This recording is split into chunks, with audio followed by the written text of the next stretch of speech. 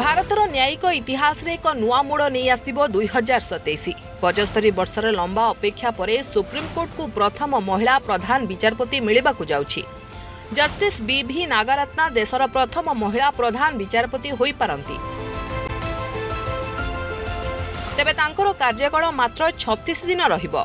1947 रे भारत को स्वाधीनता मिलिथिला आ 1950 रे स्थापन होइथिला सुप्रीमकोर्ट। हेले एबे सुधा कोनोसी महिला को प्रधान विचारपति पद मिलेनी। जस्टिस बी.भी. नागरत्ना प्रथम महिला प्रधान विचारपति हेबे जे 27 सेप्टेम्बर 2027 रे नियुक्ति पाइबे।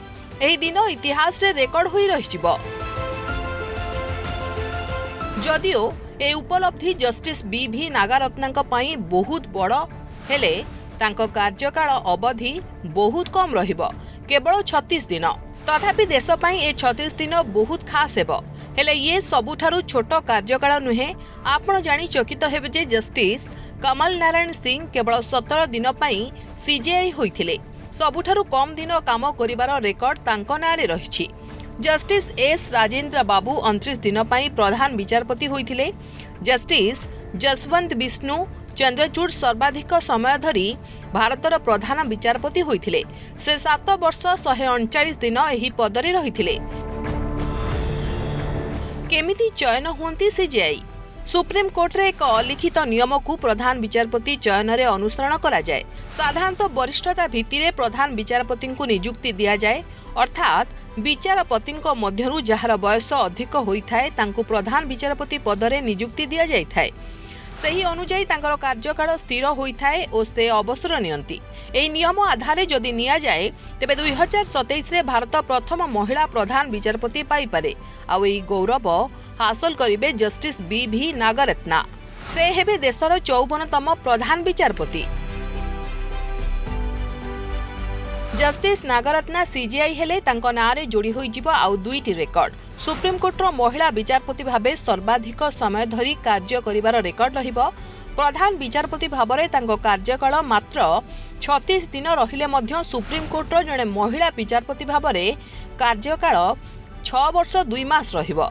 सेहीपरि जदि से 2027 रे देशर 54तम प्रधान विचारपति भाबरे शपथ निहंती तेबे पिता और संतान एही पदरे बसिबारे से ओ तांको बापा हेबे द्वितीय जोड़ी। बापा जस्टिस ई.एस. वेंकटरमैया भी भारतर 19तम मुख्य न्यायाधीश थिले।